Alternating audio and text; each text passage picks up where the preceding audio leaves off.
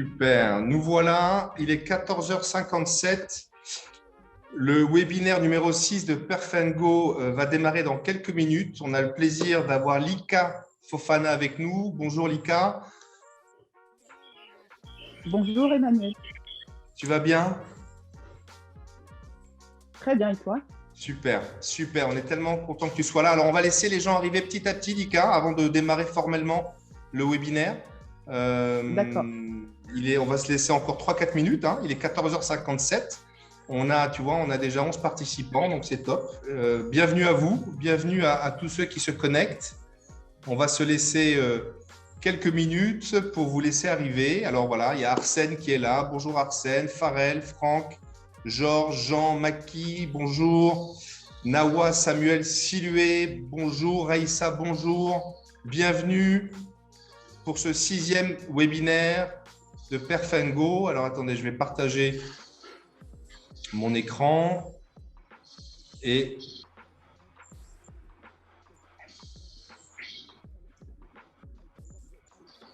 voilà, je regarde ce qui se passe.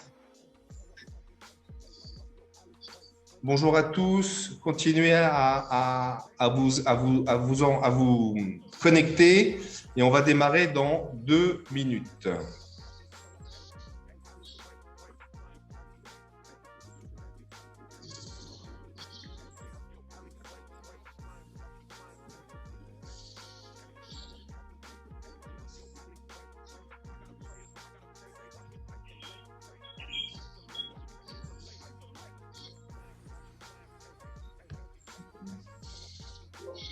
Voilà, ça y est, l'écran est partagé.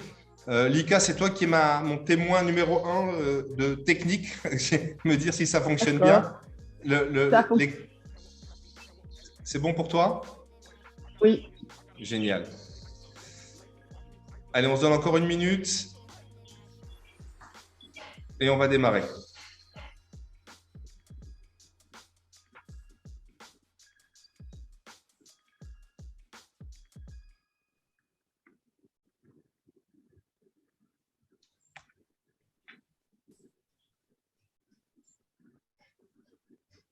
Bonjour Maki Diallo, je vois que vous levez la main, c'est top. Alors, puisque vous êtes là, on veut que cette séance soit ultra participative. C'est le sens que l'on donne à nos webinaires Perf&Go.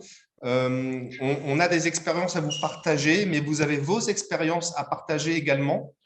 Et donc, on va poser un cadre avec Lika sur le sujet qui nous réunit, à savoir les soft skills et la performance collective.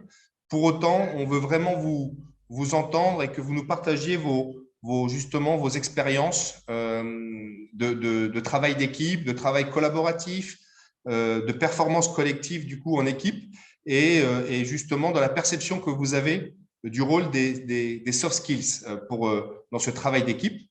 Et donc voilà, donc vraiment préparez vos questions et posez vos questions au fur et à mesure. On aura un temps vraiment dédié pour cela. Bonjour Raïssa qui nous dit bonjour, bonjour Maki Diallo, bonjour Georges Singa, bienvenue à tout le monde. Je pense qu'il est 15h01 et donc Lika, je te propose de commencer formellement cette rencontre et je vais tout simplement commencer par me présenter.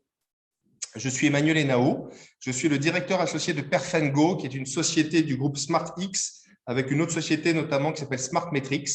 Perf&Go est un assessment center, un learning center, et on a le privilège de proposer trois types de services. D'abord, un access assessment, donc on a toute une batterie d'assessment psychométrique et d'analyse comportementale. On a ensuite une académie en ligne avec des parcours d'apprentissage digitalisés à destination des professionnels RH. Et finalement, en partenariat avec SmartMetrics, on a une offre People Business Partner pour accompagner les projets sous forme de séances de conseil, de workshops, les projets RH dans les organisations.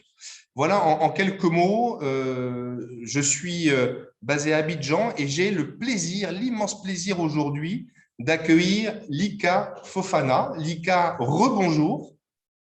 Rebonjour Emmanuel, bonjour à tous. Donc, moi, je suis Lika Fofana, je suis actuellement la directrice du développement des ressources humaines pour le groupe Eranov.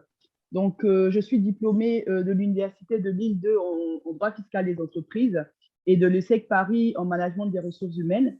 Donc, je travaille depuis bientôt 15 ans sur des sujets de développement de ressources humaines. Donc, je suis passionnée par ces sujets, surtout par les problématiques de gestion de talent et développement des compétences, et aussi tout ce qui concerne en fait la performance des équipes et la performance opérationnelle. C'est un réel plaisir pour moi d'être aujourd'hui à ce webinaire et j'espère qu'on pourra partager ensemble un moment de partage très intéressant et fructueux. Génial, merci beaucoup. Je sais que ton temps est précieux. Ces moments de partage, ils sont super importants. Alors, nous, ils nous enrichissent personnellement parce qu'à chaque fois qu'on exprime quelque chose sur ce que l'on pratique ou ce que l'on a développé, ça nous oblige à porter un regard un peu critique sur ce que l'on fait.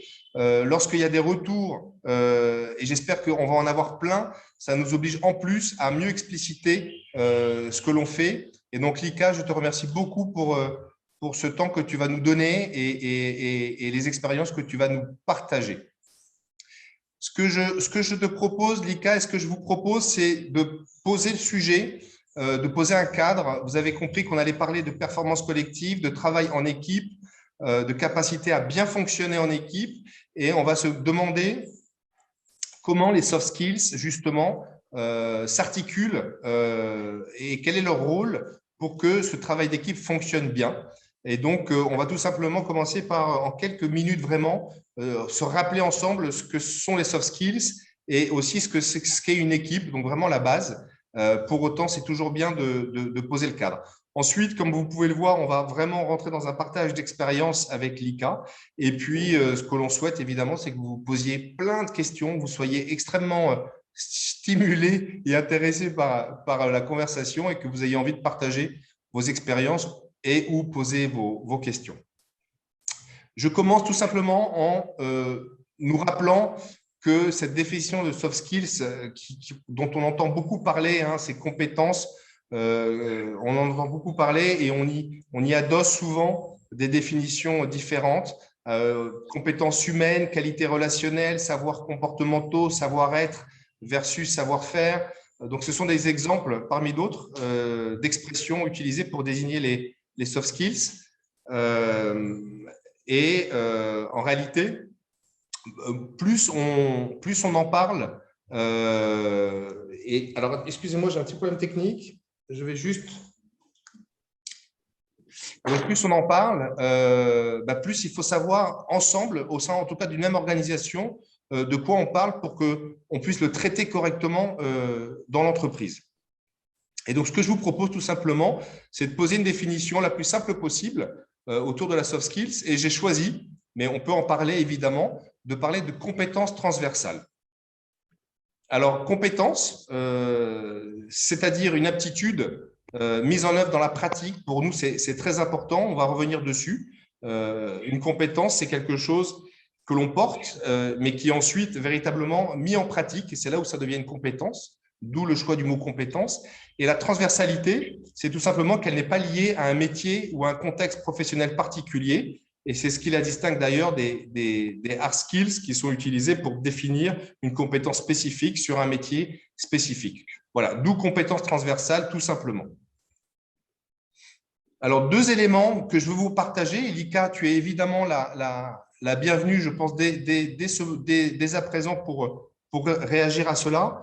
On pense, en tout cas à Perfengo, qu'une soft skill s'acquiert, qu'elle n'est pas innée. Une soft skill, ce n'est pas un trait de personnalité. On fait parfois un peu l'amalgame. Je répète que ce sont bien des aptitudes adossées à des méthodes et des techniques qui peuvent être apprises et auxquelles on peut se former. Et donc, ensuite, évidemment que, comme n'importe quelle compétence, on peut avoir des prédispositions pour l'apprendre en fonction justement de qui l'on est et de ses traits de personnalité. Mais ça ne suffit pas de dire que je suis curieux en tant que trait de personnalité pour me dire que la curiosité est une soft skills pour moi. Pour que si un trait de personnalité, c'est ma curiosité, ça deviendra une soft skill si j'identifie et je conscientise un certain nombre de techniques pour développer cette curiosité et la mettre au service de quelque chose de bien spécifique. On parle beaucoup de benchmark en entreprise lorsqu'on doit étudier un secteur d'activité, lorsqu'on doit étudier des entreprises concurrentes ou des pratiques et des méthodologies dont on a besoin. La curiosité ne suffit pas, ou en tout cas le trait de personnalité de curiosité ne me suffira pas pour faire un bon benchmark. Pour autant, si je suis curieux, je vais avoir une appétence à aller chercher des informations qui vont nourrir ensuite ma culture professionnelle. Est-ce que, Lika, tu me suis là-dessus? Qu'est-ce que tu en penses?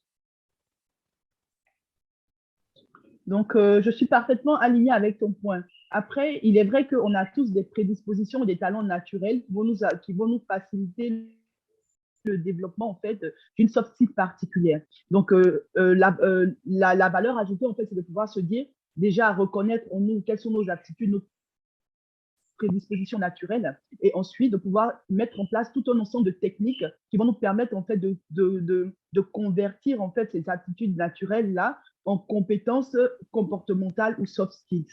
Donc ça va faire appel bien évidemment à des méthodes techniques, à une méthodologie de travail et à une capacité d'application dans un contexte bien défini pour produire un résultat. Et c'est pour ça que très généralement, en tout cas dans beaucoup d'organismes internationaux, pendant les entretiens de recrutement sur la partie soft skills, on utilise beaucoup la méthode CAR.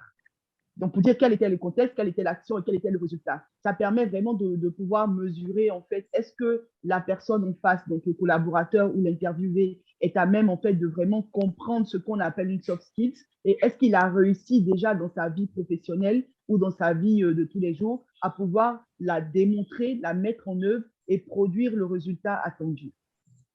Donc, redis-nous la méthode CAR, redis-nous ce que ça veut dire exactement. Donc, c'est contexte, action, résultat. Contexte, action, résultat. Et donc, c'est pour sortir, j'imagine, d'un processus déclaratif où la personne va dire ce qu'elle est ou elle va dire penser ce qu'elle vaut et ce qu'elle est sans réellement le mettre en situation. Exactement. Pour rebondir un peu sur ton exemple sur la curiosité, quelqu'un va me dire je suis curieux. OK, vous êtes curieux, mais en quoi ça va vous servir en fait dans le travail? En quoi ça va vous servir en fait à produire du résultat, à booster la performance de l'équipe, à atteindre les résultats? Donc, donnez-moi un contexte, une situation de travail dans laquelle vous avez eu à faire preuve de curiosité. Quelle était cette situation? À quoi avez-vous fait appel pour mettre en œuvre cette curiosité et quel a été le résultat? Donc, ça amène vraiment le candidat à être vraiment concret et avoir une approche très pragmatique en fait de la notion de soft skills. Top, top, top, top. Donc, voilà. Donc, ça, c'est vraiment un élément important, je pense, qui va nous aider ensuite à comprendre comment on peut mobiliser justement ces soft skills et pourquoi elles sont si importantes lorsque on doit travailler en équipe, lorsqu'on est équipier et évidemment aussi lorsqu'on est manager, comment on s'assure que nos équipiers travaillent ensemble de manière efficace. Le deuxième élément, et je terminerai là-dessus pour poser le cadre sur la soft skill, c'est le fait que la skill en anglais, hein, c'est la compétence, doit se mettre en œuvre concrètement, dans la pratique. Peut-être avez-vous entendu parfois parler de compétences molles, je trouve ça très moche comme expression, mais intangible. Et en fait, je ne sais pas ce que tu en penses, Lika, mais on se retrouve dans les groupes et dans les entreprises, dans les grandes sociétés, encore à devoir parfois convaincre ces dirigeants qui vont dire non mais c'est du bon sens, c'est intangible, de toute façon tu l'as ou tu l'as pas, et donc une manière d'avoir une conversation constructive autour des soft skills en entreprise, c'est de rappeler effectivement qu'il ne s'agit pas de dire que quelqu'un, et je reprends mon exemple, est curieux, mais bien expliquer comment et pourquoi cette compétence transversale va être utile et va être appliquée dans le cadre, et je reprends mon exemple, hein, de savoir faire de l'analyse concurrentielle, de savoir, et donc forcément ensuite de pouvoir alimenter une pensée stratégique. Mais donc, au début, on peut imaginer que quelqu'un qui développe ou qui exprime la compétence transversale autour de la curiosité Et donc après, peut-être disposition pour apprendre et capacité de s'intéresser aux autres. Donc c'est là où on peut définir et enrichir. Eh ben, il y aura une conséquence extrêmement pratique et à valeur ajoutée pour l'entreprise. Tu me suis? Ouais, Lika. Effectivement, et c'est pour ça que, en tout cas, généralement, nous, du côté des RH, on pousse vraiment les managers, les directions générales à mettre en place en fait des référentiels de compétences comportementales.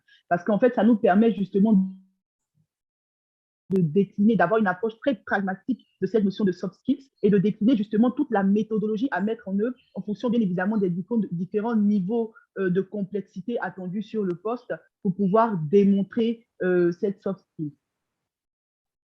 C'est ça. Voilà. Donc, on pose le cadre, les soft skills, OK, ça s'acquiert, ça s'applique. Et en face, notre sujet, c'est de dire quel rôle et quelle articulation. Alors, si ma présentation veut bien se dérouler, je regarde, tac, tac. Alors, ça y est, on est bon normalement. Et en face, il y a la notion d'équipe. Lika, tu me confirmes que l'écran s'affiche bien? Oui, c'est parfait. Merci beaucoup.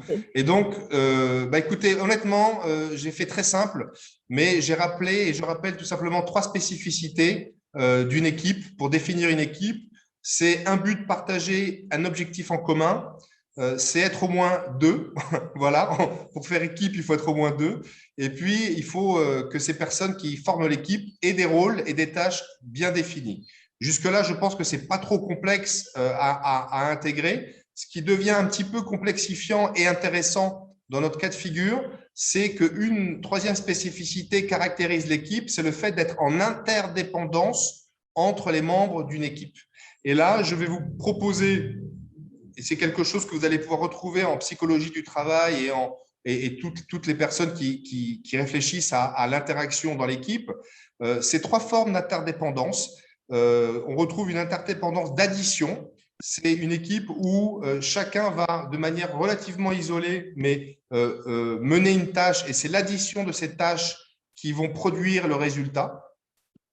Un deuxième type d'interdépendance, c'est ce qu'on appelle l'interdépendance séquentielle. C'est lorsqu'une tâche doit être coordonnée à la suivante pour aboutir au résultat. Et donc, on voit tout de suite que entre l'addition et le séquentiel, il y a une nécessité de coordination et de début d'ajustement entre 2 individus qui vont mener 2 tâches différentes et complémentaires et qui, chronologiquement, ont besoin l'une de l'autre.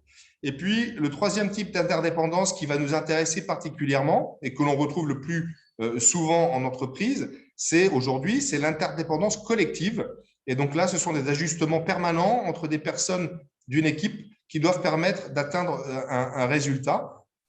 Et donc, aujourd'hui, dans un environnement toujours plus complexe, toujours plus mouvant, avec des périmètres qui demandent de la polyvalence, on va être dans un cas de figure plutôt d'interdépendance collective pour justement à la fois répondre à ce qui est demandé, mais aussi évidemment s'ajuster à des facteurs exogènes et peut-être si on répond à un projet client, évidemment au feedback d'un client, si on doit mettre quelque chose sur le marché, de la même manière, le marché évolue et donc on agit dans un test and learn qui demande à l'équipe de se réajuster en fonction des leçons apprises d'une étape donnée. Donc l'interdépendance collective est vraiment aujourd'hui ce qui nous intéresse et qui évidemment rend intéressant le rôle des soft skills dans l'interaction entre les membres d'une même équipe. On est OK, Lika? Tu veux ajouter quelque chose là-dessus? Non, pour moi, on est vraiment alignés. Et si je peux me permettre de donner un petit cas situationnel sur ce sujet d'interdépendance. Donc, effectivement, l'interdépendance collective, c'est la clé. C'est vraiment la clé qui va permettre de créer cette synergie-là au sein de l'équipe pour atteindre le résultat. Donc, ce qui veut dire qu'il faut qu'on puisse faire attention, en fait, les uns des autres, avoir une certaine intelligence pour pouvoir analyser la situation, donc tenir compte de l'environnement, des aptitudes des uns et des autres, et également des sensibilités, parce qu'on vient tous avec des tempéraments différents, avec des compétences qui sont plus ou moins en avant. Et donc, en fait, c'est à chacun dans l'équipe de jouer un peu sa partition en s'assurant de laisser la place aux autres pour que tous ensemble, on puisse produire le résultat. Et j'ai eu une situation, j'ai eu à faire en fait l'expérience d'une telle situation il y a quelques années de cela, où j'ai toujours été quelqu'un de très moteur, de très porteur sur les projets, qui est très créative en fait et qui n'hésite pas à donner son avis, son point de vue. Donc dans les réunions, sans m'en rendre compte en fait, j'étais devenue la seule animatrice de toutes les réunions. Donc en fait finalement les autres pouvaient avoir des idées qui étaient peut-être plus brillantes que les miennes, mais comme j'avais un certain charisme et que je prenais toute la place, finalement, je ne donnais pas la place d'expression en fait, à d'autres personnes qui pouvaient avoir des idées. Donc, finalement, la cohésion d'équipe n'était pas forcément au rendez-vous. Et donc, sur beaucoup de problématiques, en fait, finalement, j'étais pratiquement toute seule. Et moi, j'étais frustrée parce que je me disais, mais je suis toute seule à porter des sujets, sans me rendre compte qu'en fait, c'est moi qui inhibais en fait les autres. Donc, du coup, ils n'arrivaient pas aussi à s'exprimer et à pouvoir créer cette véritable cohésion d'équipe. Et j'ai eu un feedback de mon manager, mais bon, malheureusement, je pense qu'il est venu un peu trop tard. Ouais. Mais il m'a dit, donc c'était au moment où je partais pour un autre challenge professionnel. Et donc, généralement, je fais toujours un débrief avec mon manager avant de partir pour voir qu'est-ce que je peux améliorer, qu'est-ce que je peux changer. Et mon manager de l'époque m'avait dit, si la seule chose que je peux te demander, c'est de faire attention aux autres. Et je me suis dit, mais comment ça? Moi, je suis vraiment esprit équipe, je suis toujours team spirit. Et elle m'a dit non, mais tu sais, dans les réunions, dans les travaux d'équipe, tu as tendance à prendre de l'ascendant. Et comme tu n'essaies pas en fait de faire attention à ceux qui sont introvertis, qui ont besoin en fait d'être tirés pour amener le sujet, finalement, c'est tes sujets qui passent, c'est tes idées qui passent, et tu inhibes les autres et tu les empêches en fait de déployer également le potentiel qui est en eux. Et donc, du coup, ça m'a fait tilt. C'est un peu Et ton point de départ. je me suis remise un peu. Exactement. Et je me J'ai une suis question, remise un peu en Lika, question. avant de continuer, parce que à partir de ce point de départ, j'imagine que tu as commencé du coup à avoir une pensée plus stratégique sur comment te positionner dans le groupe et comment potentialiser le groupe.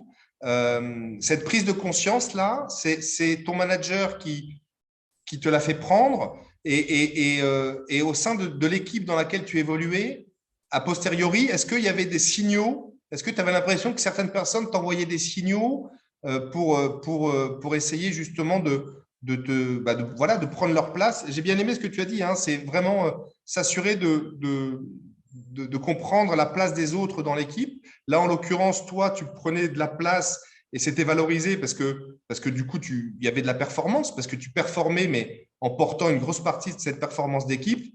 Et donc, tu potentialisais pas les autres d'une certaine manière. Et est-ce que, a posteriori, est-ce que tu as l'impression que certains se débattaient un peu, levaient la main, essayaient de parler? Quel conseil tu donnerais à des personnes qui sont dans cette situation où il y a quelqu'un qui a une forme de leadership, mais en l'occurrence, c'est un leadership qui pose un peu des limites, hein. Aujourd'hui, quel conseil tu donnerais à des personnes qui auraient envie d'exprimer quelque chose, mais qui sont un peu justement contraints par un ou deux individus qui occupent trop l'espace sans s'en rendre compte? Donc, la première chose pour moi, c'est la communication. Et c'est de la capacité de pouvoir analyser les signes verbaux comme non verbaux. Parce qu'effectivement, avec du recul, il y avait des signes non verbaux. Donc, il y avait la mine, des petits sourires dans le coin, des petits, voilà, ou un silence pesant, ou bien plus personne ne parle, on attend que je parle. Donc, avec du recul, en fait, c'est des signaux que j'aurais dû analyser. Donc, du coup, généralement, ce que j'encourage de faire maintenant dans les équipes, c'est de dire, on prend un temps, en fait, et donc, du coup, j'encourage beaucoup les team building. Je trouve que ça apporte beaucoup sur ces sujets de construction, de cohésion d'équipe et de connaissance de l'autre. Donc, il faut prendre le temps, en fait, de comprendre son environnement de travail, de comprendre ses collègues, de savoir un peu quelle est la sphère, en fait, de prise de parole, de niveau de confiance dans ses idées, dans sa capacité à interagir avec les autres, des uns et des autres, et de pouvoir finalement jouer l'équilibriste. Donc, en fait, chaque membre de l'équipe devient quelque part en fait un peu un chef d'orchestre qui doit savoir à quel moment en fait il faut jouer de la basse, à quel moment il faut pouvoir laisser entendre le piano, à quel moment c'est plutôt la batterie. Et donc finalement, on rentre en fait dans un travail continu parce que ça ne se fait pas qu'une seule fois. C'est un Oui. travail continu en fait sur soi de prise en compte de l'autre, d'acceptation en fait de laisser de l'espace et surtout de faire des feedbacks. Donc, précisément là, en ce moment, ce que je fais, c'est que je mets généralement dans les réunions, quand on crée surtout quand c'est des nouvelles équipes qui se constituent, donc en fait, je mets des personnes en backup pour analyser les réunions. Donc, en OK. fait, on analyse chacun les signes, les interprétations, qui prend trop le lead, quelles sont les personnes. Dans les regards, souvent, on se rend compte qu'il y a des gens qui sont un peu hésitants, qui ont envie, mais qui n'osent pas, etc. Donc, et ensuite, on fait un débrief. Alors, Donc, excuse-moi, l'idée de Lika, cette… excuse-moi, de manière très opérationnelle, tu as une réunion ou un séminaire ou en tout cas un rassemblement de professionnels de l'entreprise et toi, tu vas prendre quelqu'un de ton service, un collaborateur RH que tu vas positionner comme observateur pur ou alors c'est quelqu'un qui fait partie de la réunion mais à qui tu donnes une mission particulière? Donc, c'est quelqu'un qui est observateur pur. Pourquoi? Pour ne pas se laisser influencer et pour pouvoir observer toute la scène. Donc, c'est vraiment quelqu'un qui est en retrait et qui a juste pour rôle, en fait, d'observer, en fait, les prises de parole, d'observer les discussions, les négociations et puis les comportements des uns et des autres pour nous permettre après de débriefer. L'idée étant que quand on arrive dans une entreprise ou quand on est dans une équipe, on n'a pas forcément le recul ou l'intelligence même émotionnelle de pouvoir, en fait, du tic au tac, détecter quelles sont les personnes qui sont introverties, quelles sont celles qui sont extraverties, à qui est-ce que je dois aller chercher, etc. Ce n'est pas tout le monde qui a cette attitude-là. Donc, du coup, en faisant en fait ce débrief après de session, ça permet surtout au manager de mieux comprendre son équipe, de comprendre un peu les forces qu'il a en présence et de savoir en fait comment orchestrer un peu tout cela pour créer cette dynamique en fait, cette dynamique d'équipe, mais également que chacun des collaborateurs prenne conscience en fait de ce qui induit l'interdépendance. Wow, ok. Donc l'observateur débrief avec toi évidemment des observations et ensuite vous allez adresser le manager pour que justement il prenne conscience de la dynamique collective qui a eu lieu pendant cette réunion donnée. Et ensuite, avec le manager, vous allez adresser chaque individu pour lui faire un feedback sur ce qu'il peut développer pour mieux comprendre la dynamique collective et comment lui, il peut du coup mieux prendre sa place dans la dynamique collective et mieux faire valoir son opinion, ses idées, etc. C'est ça, exactement. Et donc, souvent, on leur lance ce petit slogan, on leur dit vous êtes acteurs de la cohésion. Vous êtes acteur De la cohésion d'équipe. D'accord. Donc, chaque membre de l'équipe est acteur de la cohésion. Top, top, top. Alors, je t'arrête juste un instant. Posez vos questions. C'est le moment. La Lika est rentrée en plein dans le sujet. Elle nous partage là une super technique. Donc, n'hésitez pas à poser. Je vois qu'il y a des questions. Donc je vais commencer à les regarder. Et pendant que je regarde ça, Lika, j'aimerais que tu nous… parce que là, ça a l'air super facile. Hein, ça a l'air… voilà. Mais j'imagine que ça ne l'est pas. Et donc, on a forcément des résistances au sein de l'organisation. Ça peut venir des résistances liées à des managers qui sont tout simplement ne connaissent pas cette pratique-là et on a tous des réticences lorsqu'il faut aborder quelque chose de nouveau. On peut avoir l'impression qu'on s'intéresse à des trucs, à des choses qui sont d'ordre personnel et donc ça peut déranger certaines personnes de s'exposer un peu plus que d'habitude. Comment tu analyses ces résistances? Est-ce que tu fais face à des résistances? À quel niveau? Et tu peux aller sur tout ton parcours hein, de manière globale.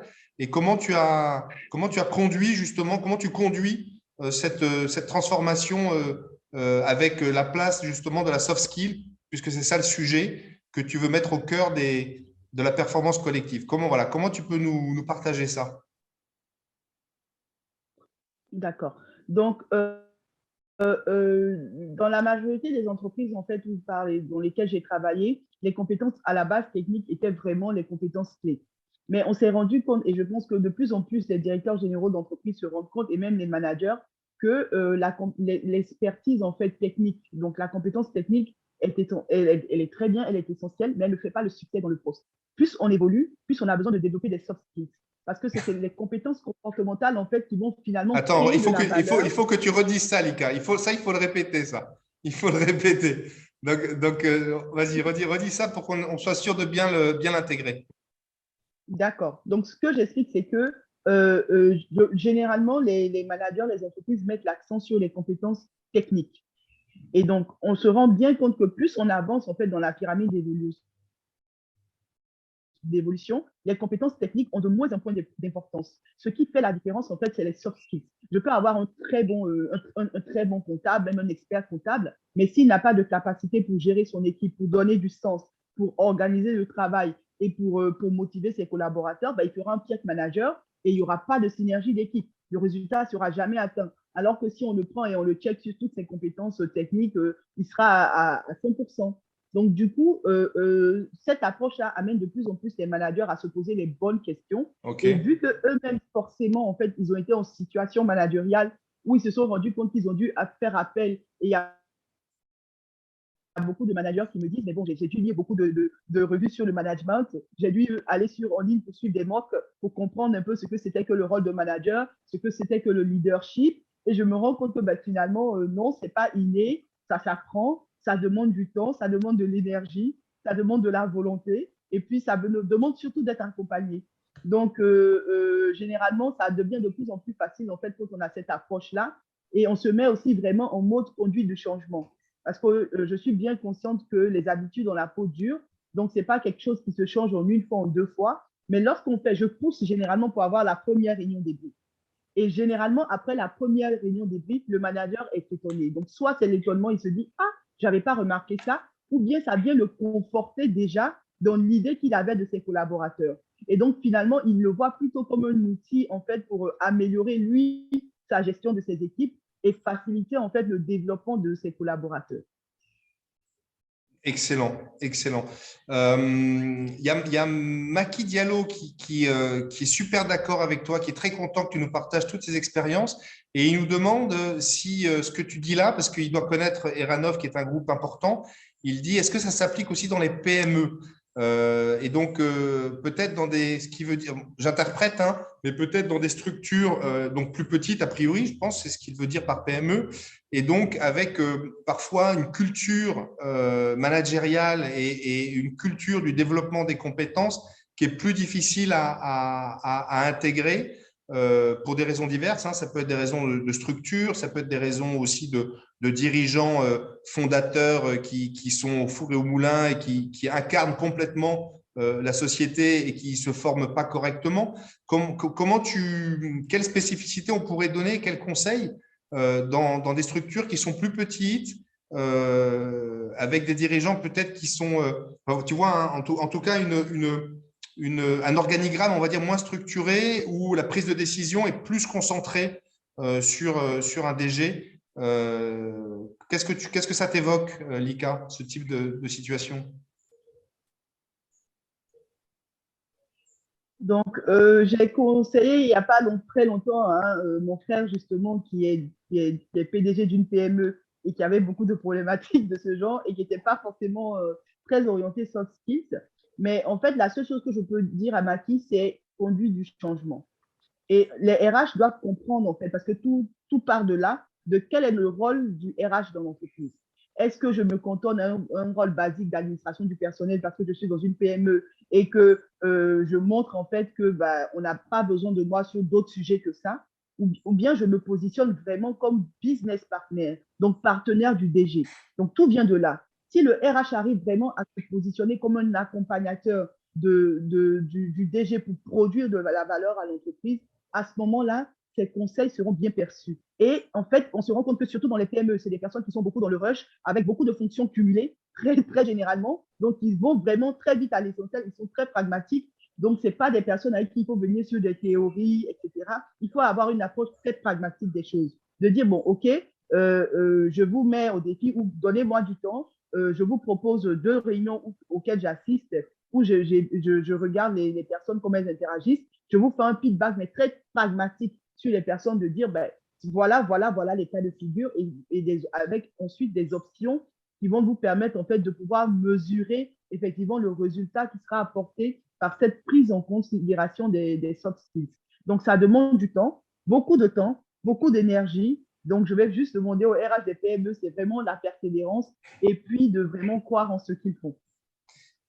Est-ce que c'est facile de se former aujourd'hui à cette approche? Est-ce que ça repose sur une appétence naturelle et une compréhension qui vient avec l'expérience? Est-ce que tu as l'impression, en étant connecté peut-être à l'écosystème RH en Côte d'Ivoire et en Afrique francophone, est-ce que tu as l'impression qu'aujourd'hui, on en parle de plus en plus tôt dans un cursus, que moi, je ne connais pas les filières de formation spécifiques, mais voilà, est-ce que tu as l'impression que c'est cette relation des soft skills avec la performance de l'individu, mais aussi des équipes, est-ce qu'elle est expliquée de plus en plus, justement, de manière de plus en plus précise et en relation avec, comme tu viens de le dire, avec le business développement de la société? Quelle est ta position par rapport à ça? Donc, dans les formations classiques, hein, diplôme pour arriver aux fonctions RH, on n'en parle pas, malheureusement. En tout cas, pas beaucoup en Afrique.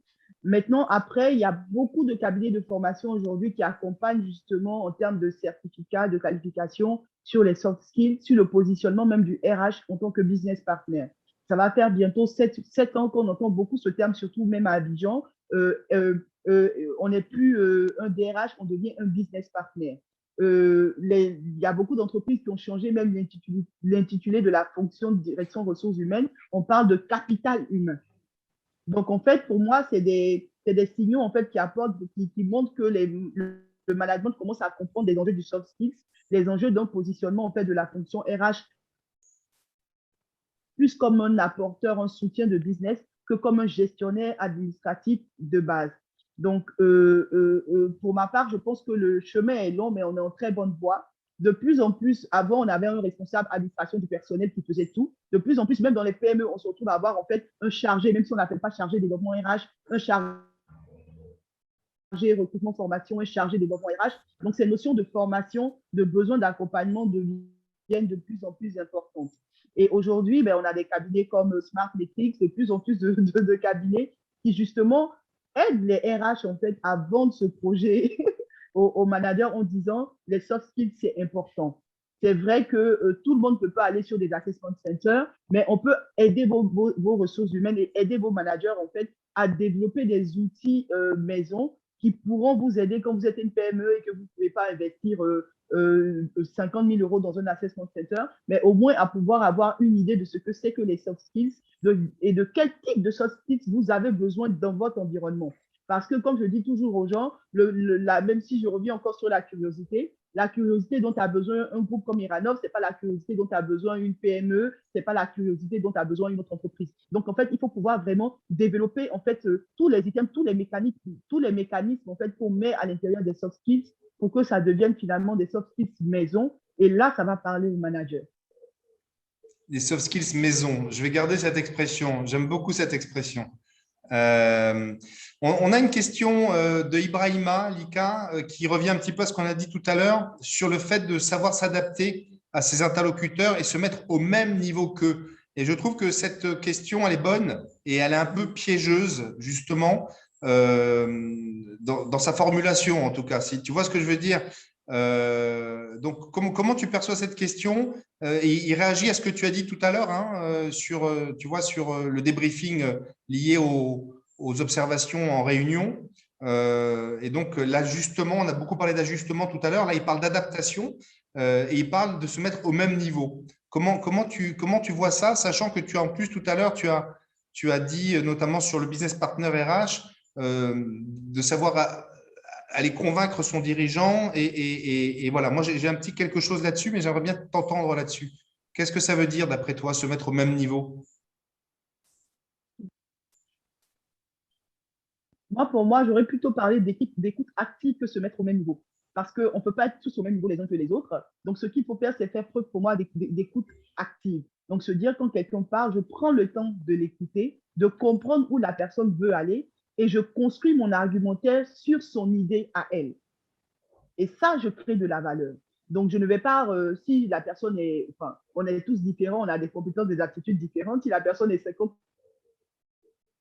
fois plus brillante que moi, ce sera difficile pour moi de me mettre à son niveau pour échanger. Donc, ou si la personne est vraiment en dessous, ce n'est pas le fait de se mettre au même niveau, mais c'est le fait d'accepter la différence de l'autre, de la comprendre et de pouvoir en fait utiliser cette différence pour pouvoir finalement créer de la valeur. Donc, pas amener un argumentaire en opposition, mais plutôt un argumentaire construit sur la base de la compréhension de l'autre et rentrer en fait dans ce qu'on appelle en fait son écosystème, son référentiel, parce qu'on a tous des cas de référence différents.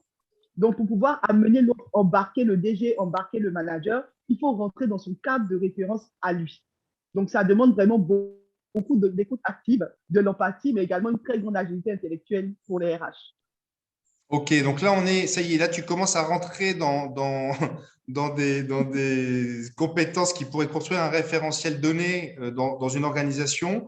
Donc, le fait de pouvoir justement intégrer le référentiel de quelqu'un d'autre, ça demande que justement, à l'intérieur de ce référentiel, on ait bien identifié comment la personne fonctionne et ce qui va faire que elle va être touchée par ta manière d'interagir avec elle. Hein. Si tu devais donner on parle de manière très libre, hein, là, Lika, mais si tu devais, par exemple, donner un référentiel auquel sont sensibles aujourd'hui justement les dirigeants en Côte d'Ivoire, d'accord, un dirigeant d'une grosse société, tu les fréquentes, en tout cas tu travailles avec eux, notamment dans le groupe Eranov, les directeurs. Quel est le référentiel sur lequel il faut s'aligner, à ton avis, pour pouvoir interagir correctement avec eux dans une logique justement de travail d'équipe, de travail collaboratif? Je suis manager, je vais aller vers mon dirigeant et je veux créer de l'intelligence collective avec lui, je veux l'engager tu vois, dans ma problématique. Quelles seraient les 3 ou 4, tu vois, compétences comportementales dont je dois tenir compte pour l'engager? Donc, la première compétence que moi je dirais, c'est l'agilité intellectuelle. Pourquoi? Il faut pouvoir comprendre les objectifs de votre manager. Quand on est RH, on est dans une entreprise, on est en fonction support. Donc, généralement, il y a des gens qui produisent, nous, on vient en support. Donc, il faut que je comprenne son objectif. Quelles sont ses problématiques actuelles et vers où il veut aller? Donc, si je ne les comprends pas, il est difficile pour moi de venir lui vendre quelque chose qui va acheter. Donc, la première chose, c'est prenez le temps de comprendre. Et moi, chaque fois quand je fais des programmes d'éducation, même au RH, j'insiste toujours là-dessus. Je dis, sortez de vos bureaux, laissez la législation et allez comprendre l'activité.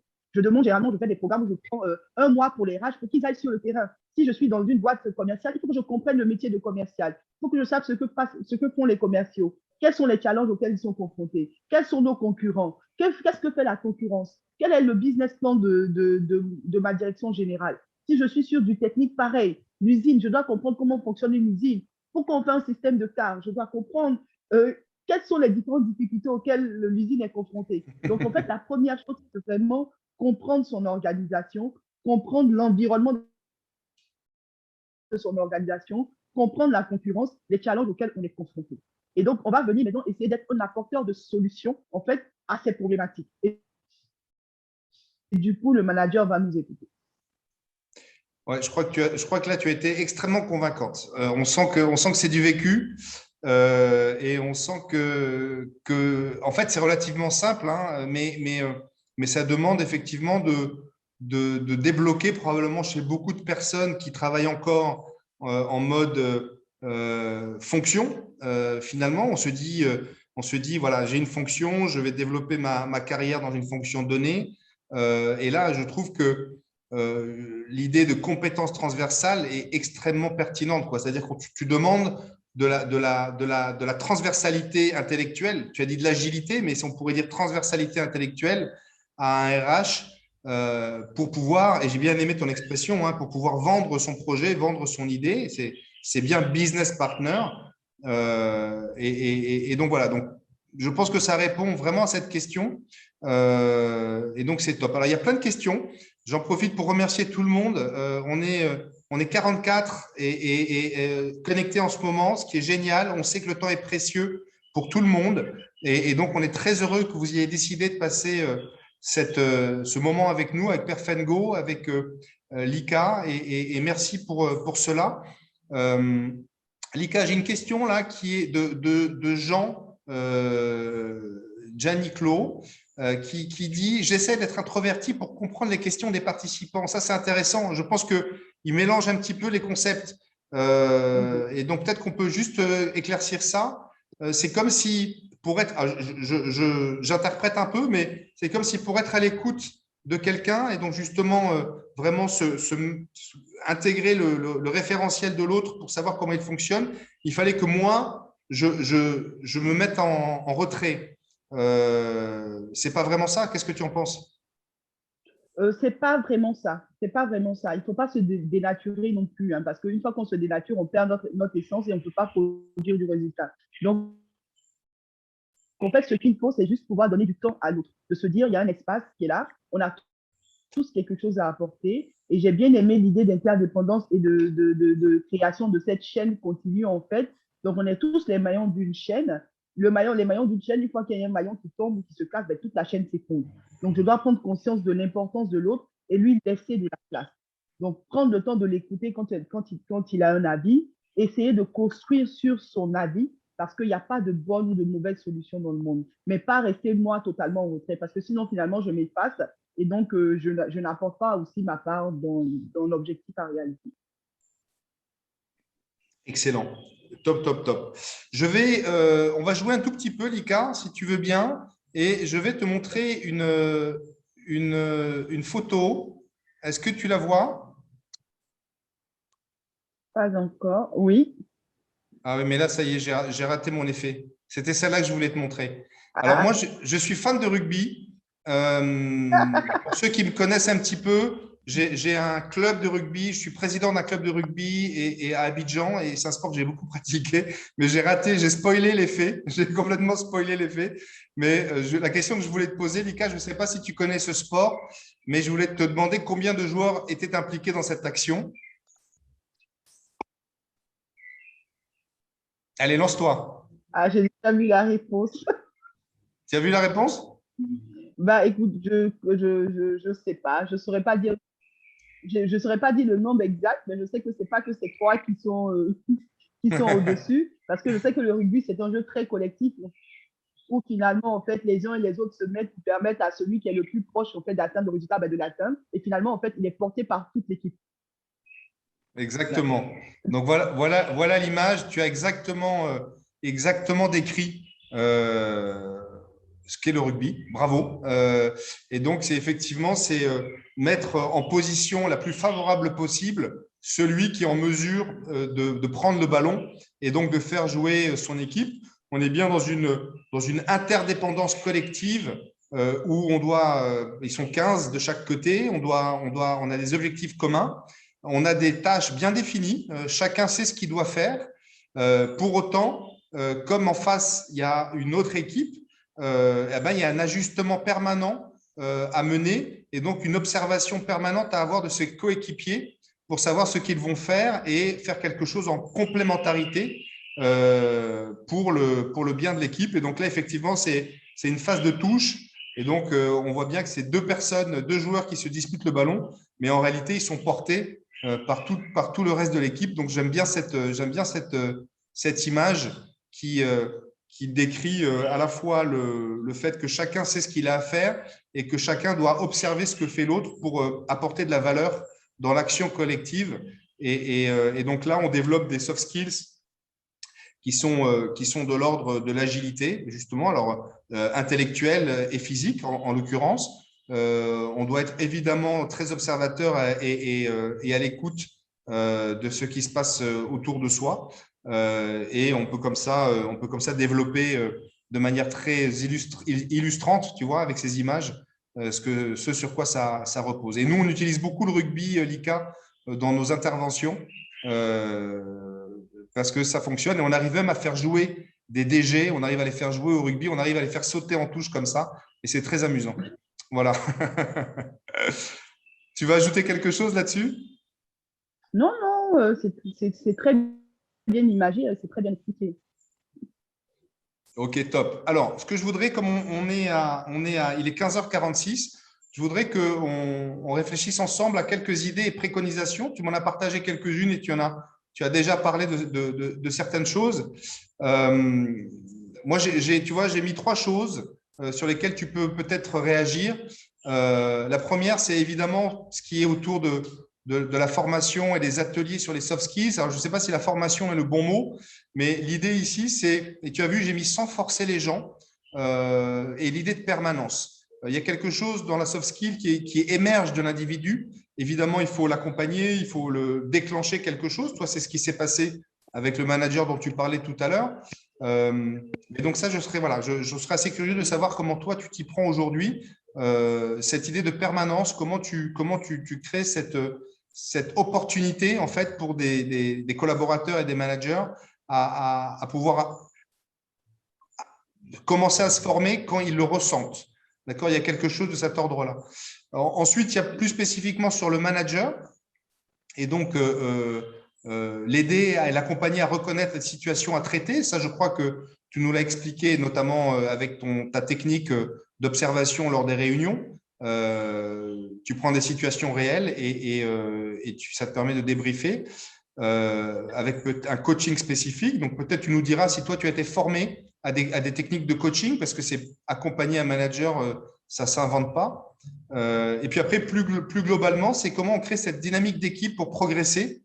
Et là, on a parlé pas mal de construction du référentiel. Donc, peut-être qu'on pourra, ensemble, on peut définir quelques compétences clés qui pourraient nourrir un référentiel spécifiquement pour faire de l'équipe une équipe fonctionnelle, une équipe opérationnelle, une équipe qui performe. Voilà, qu'est-ce que tu veux nous dire sur ces trois axes, Lika? Donc, sur le premier, j'ai vraiment aimé l'idée de dire sans forcer. Parce qu'en fait, généralement, tout ce qui vient au forceps, finalement, ne produit pas de bons résultats. Il faut vraiment accompagner et sensibiliser les équipes, les managers surtout. Et quand on est dans c'est vrai que quand on est dans un environnement type international, c'est plus facile parce que généralement, on a des personnes qui ont travaillé dans plusieurs types d'organisations. On a la culture, en fait, du groupe qui vient depuis voilà, la Suisse, l'Europe, etc. Et donc, avec des pratiques déjà bien déterminées, bien établies. C'est vrai que quand on est sur des PME, c'est beaucoup plus complexe à faire, en fait, pour faire toute cette formation, tout cet accompagnement sur les soft skills. Mais moi, je reviens encore sur la mise en pratique des situations. Et il faut partir sur des situations très simples. Souvent, on va dire, par exemple, il y a une direction qui a instruction de faire quelque chose et elle fait sa part, mais elle oublie, enfin, je ne sais pas quel exemple donner. Bon, typiquement, par exemple, la direction des moyens généraux ou des achats a décidé, avec toute validation de la direction générale, de changer peut-être un prestataire. Donc, je peux dire le prestataire peut-être je sais pas, un prestataire. Et puis, Ouais. elle fait sa part, donc elle fait le contrat, elle rediscute, elle change de prestataire, mais elle oublie d'informer et la comptabilité qui paye et les ressources humaines.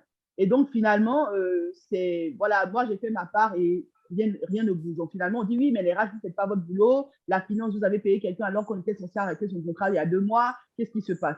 Et donc, moi, j'invite vraiment les gens à prendre des cas concrets. Parce qu'en entreprise, on a toujours des cas concrets qui montrent l'importance des soft skills. Là, il y a eu un problème justement de travail d'équipe. Donc, ils travaillent en silo, ils n'ont pas de notion de transversalité. De se dire, je ne fais pas que ma part, je dois m'assurer qu'effectivement, une fois que j'ai fait ma part, que j'ai transmis l'information à l'autre qui doit continuer le process. Donc là, il y a vraiment un problème de transversalité de la communication et de comment on apprend à casser les silos en entreprise et apprendre à travailler ensemble. Donc, moi, j'encourage vraiment les gens à aller sur des cas pratiques parce qu'en une semaine, on va avoir au moins 3 ou 4 cas où il y a eu un problème de soft skills, en fait, qui n'a pas fonctionné. Donc, du coup, j'encourage vraiment les gens à partir sur ces cas pour pouvoir animer les systèmes. D'accord. Donc, en fait, c'est ce que tu dis, c'est que la permanence, elle se nourrit du fait d'utiliser des situations en fait, qu'on rencontre justement en permanence, ou en tout cas à fréquence très régulière dans l'entreprise, et d'associer dans cette situation qu'est-ce qui relève justement d'une compétence transversale, communication, capacité à synthétiser, capacité à aussi demander de l'aide d'une certaine manière, capacité à se renseigner et apprendre quelque chose de nouveau pour bien traiter la situation. Donc tout ça, ce sont des compétences transversales. et que tu vas essayer d'identifier dans une situation bien spécifique et bien réelle. Exactement. D'accord. Alors, ça, a priori, c'est porté par un manager. Le manager lui-même, une fois que s'il encourage ses coéquipiers, ses collaborateurs à faire cela, lui, il doit être en mesure, à un moment donné aussi, du coup, d'analyser de clarifier et finalement d'aider la personne à la next step, d'aider la personne à passer à l'action. Ça s'appelle le coaching. Exactement. Ça s'appelle le coaching. Comment tu fais pour que tes managers deviennent des coachs? Par la formation. Parce que moi, je suis de ceux qui pensent que le coaching, c'est un métier. C'est un métier à part. C'est vrai qu'il y a plusieurs catégories de coaching. Il y a le niveau accompagnement où là, on est bien guidé et qu'on a identifié effectivement. Donc là, je vais toucher peut-être le point 2, la situation prioritaire à traiter et le plan d'action. Le manager peut suivre le plan d'action et s'assurer qu'effectivement, il est mis en œuvre par son collaborateur. Mais après, pour certains types en fait, de positions, en fait, il faut vraiment des coachs certifiés. Parce que le coaching, pour moi, c'est un métier, ça ne s'apprend pas. Enfin, ça s'apprend, ça s'acquiert, c'est des compétences qui s'acquièrent. Il y a des certifications pour cela. C'est vrai que c'est un terme qui est beaucoup galvaudé, surtout dans le secteur des RH. Tout le monde est coach, tout le monde est… Non, c'est vraiment parce que ça demande quand même beaucoup de résilience, une grande capacité en fait d'interconnexion, du vécu aussi. Et ça demande à côté de ça aussi toutes les techniques en fait liées au coaching qui s'apprennent. Donc, moi, j'aurais tendance à dire aux gens, sur des situations assez complexes, faites appel à des coachs certifiés. Ça va permettre déjà, parce que ça va concerner surtout les personnes qui sont en position de management. Donc, le fait même que ce soit une personne extérieure à l'entreprise, ça donne en fait plus de crédibilité au processus. Le collaborateur concerné se sent plus en confiance en fait, parce qu'il n'a pas l'impression qu'on est en train de le juger. Parce que si c'est le RH ou c'est le manager, le collaborateur a l'impression qu'on est tout le temps en train de le juger. Alors que l'approche coaching, c'est pas que je juge, mais c'est que je viens t'aider à t'améliorer pour que tu puisses produire du résultat. Donc, du coup, avec quelqu'un d'extérieur, pour moi, c'est beaucoup plus simple à gérer. Ça crée un climat de confiance et ça permet vraiment aux collaborateurs de s'exprimer sur vraiment les situations prioritaires à traiter et de pouvoir, et bien évidemment, permettre au coach de déployer en fait tout le talent, en fait, toute son expertise pour nous aider, nous, entreprises, finalement, à atteindre nos résultats. Top. OK, très bien. Je pense que c'est très clair. Donc, vraiment, cette capacité à identifier des situations, à l'intérieur de ces situations isolées ou en tout cas caractériser ce qui relève de compétences transversales bien spécifiques. Ensuite, il faut expliciter ces compétences transversales, sur quoi elles reposent, comment on peut les muscler, comment on peut les exprimer et ce que ça demande en apprentissage, ce que ça demande en technique. Tout ça est porté par un manager qui lui-même, évidemment, ça ne s'invente pas, comme tu le dis, et donc, l'entreprise doit décider que ces managers doivent être accompagnés eux-mêmes pour faire face à ces situations du quotidien et attirer le meilleur pour potentialiser ensuite chacun de ses collaborateurs.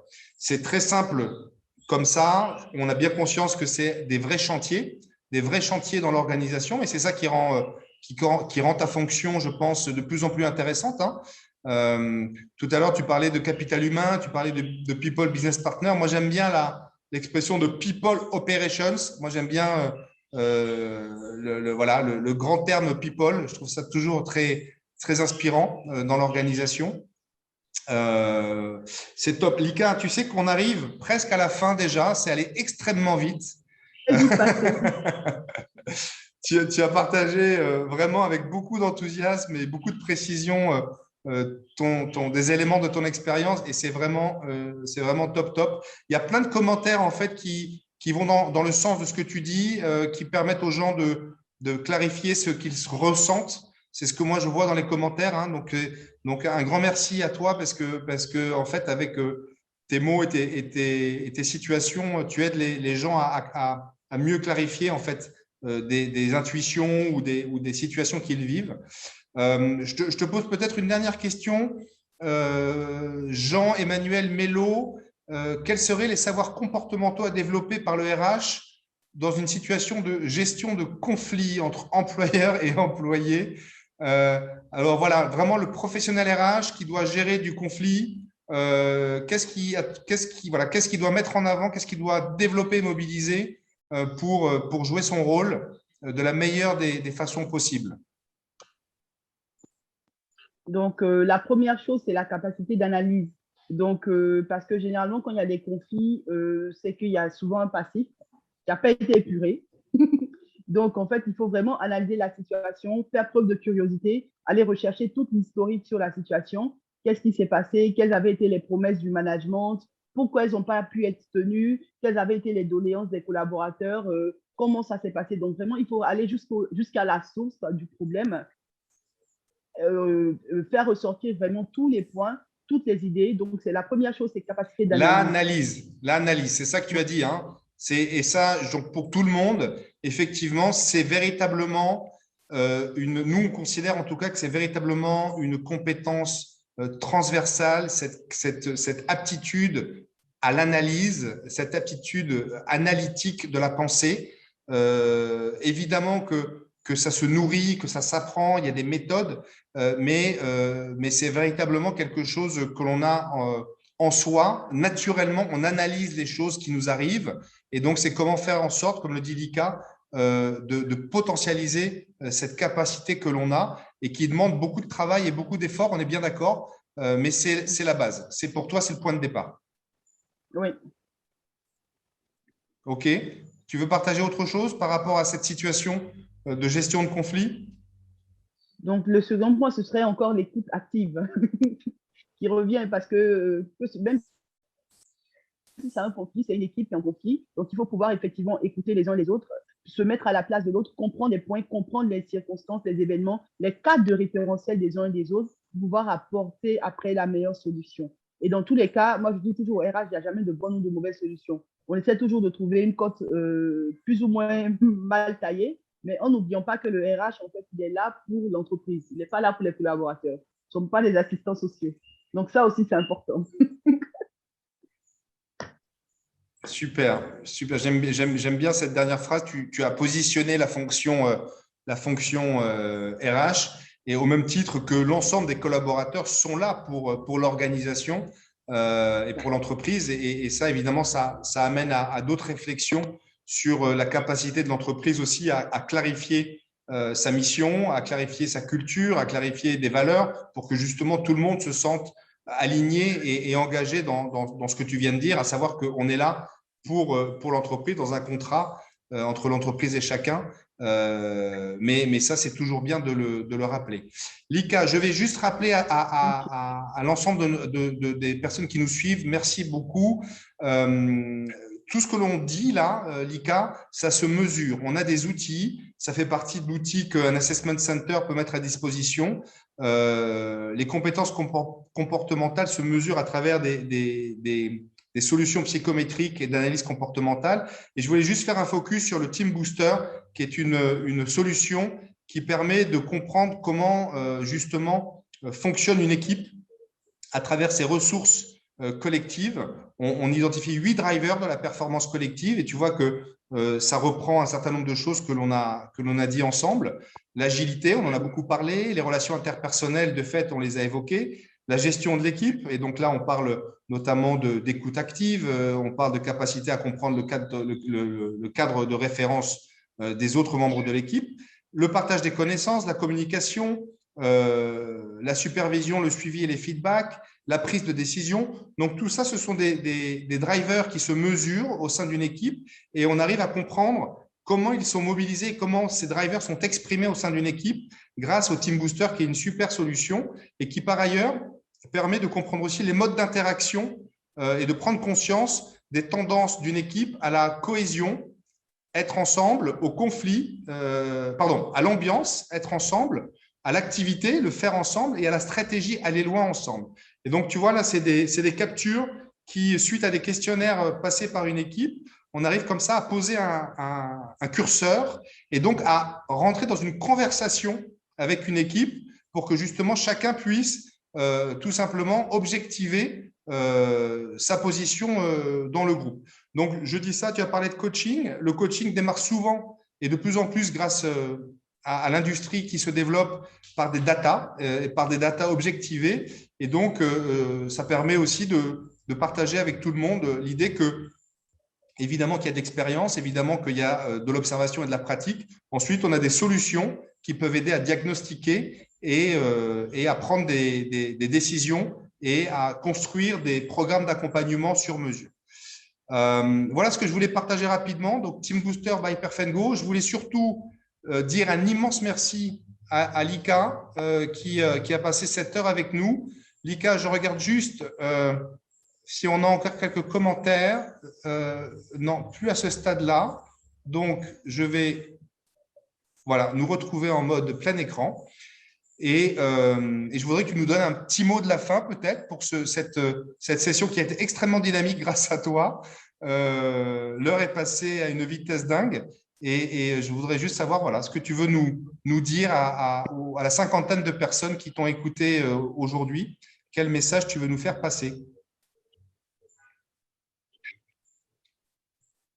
Déjà, merci à tous d'avoir consacré 1 heure de son temps. C'est vrai que c'est très vite passé. Pour moi, c'était très intéressant. Et puis, vraiment, les soft skills, pour moi, c'est vraiment ce qui permet de créer de la valeur en entreprise, de s'assurer qu'effectivement, les collaborateurs sont tous embarqués et de pouvoir même après préparer tous les plans de succession, s'assurer qu'après, on aura des managers, du top management qui comprend les enjeux et qui va vraiment driver le business. Donc, vraiment, n'hésitez pas, pousser les directions générales, pousser les managers à être sensibilisés vraiment aux problématiques de soft skills et surtout, faites votre référentiel maison.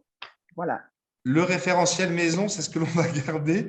Je vous remercie vraiment beaucoup. Je voudrais, Lika nous a vraiment dynamisé on parlait d'agilité intellectuelle.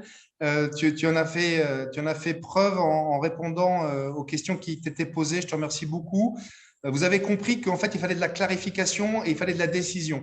C'est pour ça qu'on a posé le petit cadre au départ sur les soft skills, l'équipe. Ne jamais hésiter à se reposer des questions et ne pas se laisser embarquer par des formules un peu galvaudées ou des choses que l'on entend beaucoup. On entend beaucoup parler de collaboration, de travail d'équipe.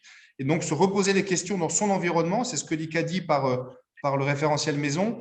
De quoi moi j'ai besoin et à quoi ressemble l'équipe dans l'organisation et le mode de collaboration dans l'organisation et donc de quelles compétences transversales j'ai besoin pour faire fonctionner cette collaboration dans mon organisation.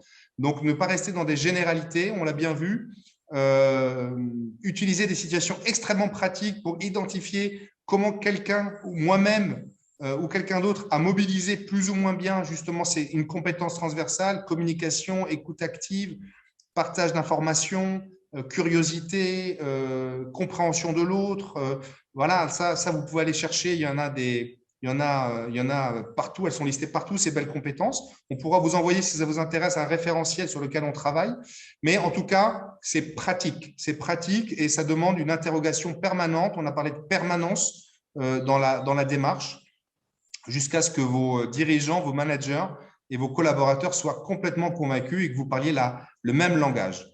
Donc, tout cela, tu nous l'as partagé. Tout cela, on en est convaincus ensemble. Perf&Go et Smartmetrics sont sur les réseaux. N'hésitez pas à nous suivre. C'est des sujets dont on parle régulièrement.